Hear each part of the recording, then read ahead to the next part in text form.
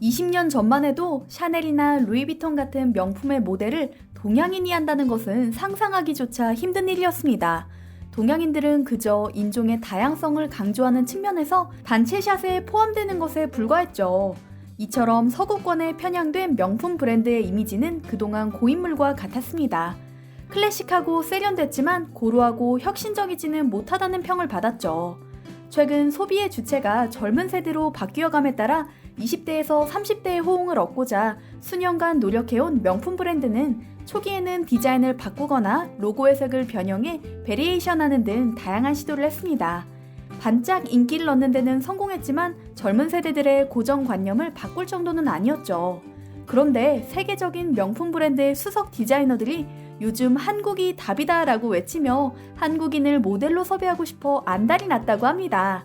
그들의 새로운 뮤즈로 서양인도 일본인도 중국인도 아닌 한국인이 손꼽히게 된 것인데요. 영화배우이자 샤넬의 뮤즈를 불리는 릴리 로즈 뎁, 뛰어난 연기력으로 많은 사람들의 사랑을 받고 있는 마고 로비와 어깨를 나란히 한 한국인이 있습니다. 더군다나 그녀의 직업은 모델도 아니라고 하는데요. 샤넬이 제발 모델을 해달라고 애걸복걸한 한국인, 누군지 궁금하지 않으세요? 바로 블랙핑크 멤버 제니입니다. 최근 샤넬북 표지 모델로 선정돼 화보 촬영을 마친 제니는 샤넬북의 3가지 버전 커버 중 하나를 당당히 장식했는데요. 들러리도 더블 모델도 아닌 단독샷이었습니다. 옆머리를 내리고 양갈래 번헤어를 연출한 제니는 한국인 특유의 아름다움과 몽환적인 분위기로 찬사를 받았는데요. 최근 그녀는 인간 샤넬이라고 불릴 정도로 전 세계 명품 시장에서 유명세를 떨치고 있습니다. 단순히 춤 잘 추고 노래 잘하는 아이돌을 넘어 인플루언서와 패셔니스타로 자리매김하고 있는 것이죠. 제니뿐만이 아닙니다.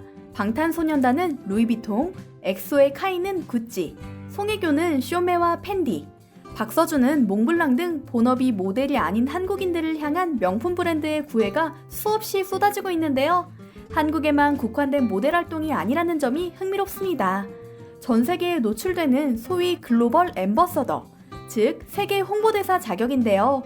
모델 선정에 깐깐하기로 소문난 그들이 자신의 브랜드를 홍보하는 간판 스타로 한국인들을 내세우기 시작한 것이죠. 이런 현상의 배경에는 여러 이유가 있는데요.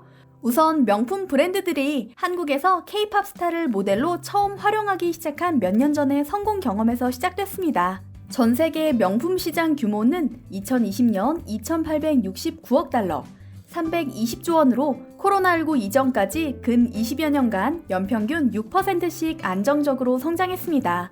2025년에는 436조 원 규모로 성장할 것으로 예측되는데요. 글로벌 시장 조사업체 유로모니터에 따르면 지난해 한국의 명품 매출은 약 15조 원으로 전 세계 명품 시장 규모 7위를 차지했습니다. 루이비통 코리아의 매출은 2019년 대비 33% 성장한 1조 486억 원, 에르메스와 구찌도 실적이 상승했다고 추정되고 있죠. 유독 한국에서 무서운 성장세를 보여주고 있는 명품 브랜드의 성공 요인은 사실 공격적인 마케팅에 있었습니다.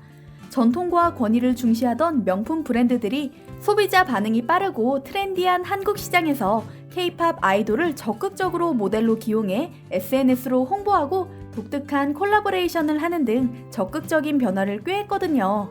일례로 엑소 멤버 카이가 좋아하는 테디베어를 응용해 의상과 구두, 액세서리를 만든 구찌 컬렉션의 니트는 하루 만에 완판되기도 했습니다. 명품 브랜드가 한국 스타들에게 러브콜을 보내는 두 번째 요인은 바로 한국인 스타들이 지닌 엄청난 팬덤입니다.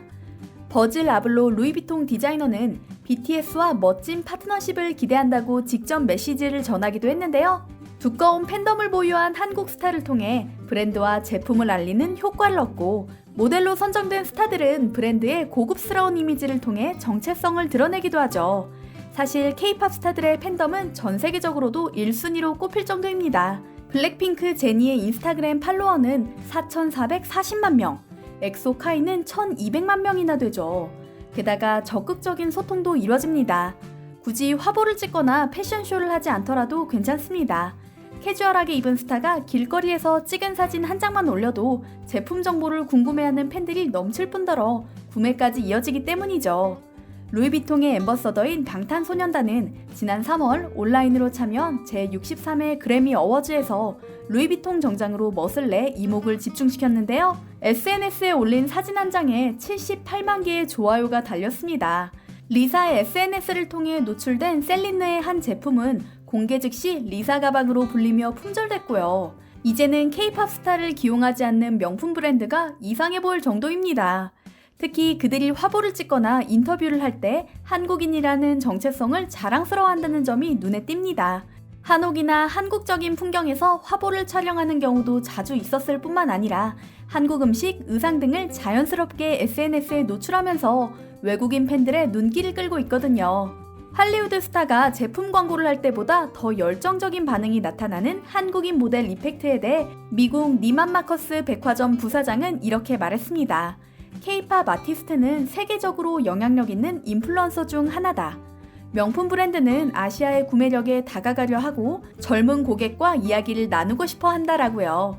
또한 글로벌 데이터 분석업체인 리슨퍼스트의 디렉터는 올해 가장 인기 있는 명품 패션 포스트에 실린 인플루언서는 해리 스타일스, 두아리파, 빌리 아일리시와 함께 방탄소년단, 블랙핑크, 엑소, 카이였다면서 K-팝 스타와 파트너 관계를 맺으면 제품이 무엇이든지 상관없이 SNS에 엄청난 상승 효과를 제공한다는 증거가 있다고 말했는데요.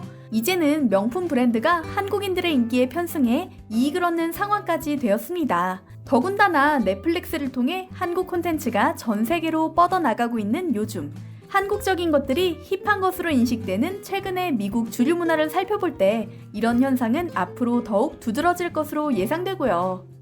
미국의 유명 매체들은 최근 이런 현상을 한국이 미국 사회에 다양성을 더하는 진보적 대안이 될 것이라 해석했습니다. 이런 현상은 아카데미와 그래미 어워즈까지 성별과 인종적 다양성에 무게를 두며 적극적으로 아시아 영화를 발굴하는 것에서도 발견할 수 있었는데요. 몇 년 전부터 백인 중심이라는 비판을 받았던 미국 주류 대중문화가 방향성을 바꿔가고 있는 것입니다. 작년에는 봉준호 감독의 기생충, 올해는 영화 미나리가 상을 거머쥔 쾌거도 이뤘죠.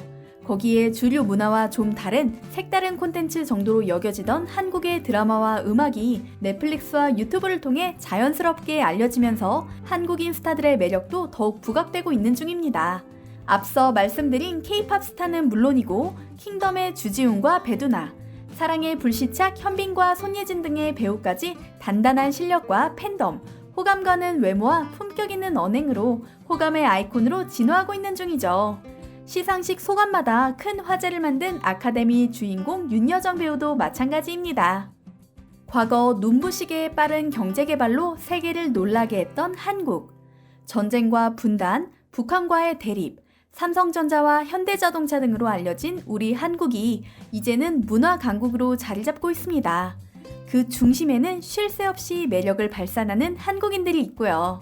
특유의 당당함과 유머, 아름다운 외모까지 무엇 하나 빠지는 것 없는 한국인들의 매력에 명품 브랜드는 물론이고 전 세계인이 러브콜을 외칠 날이 머지 않았습니다.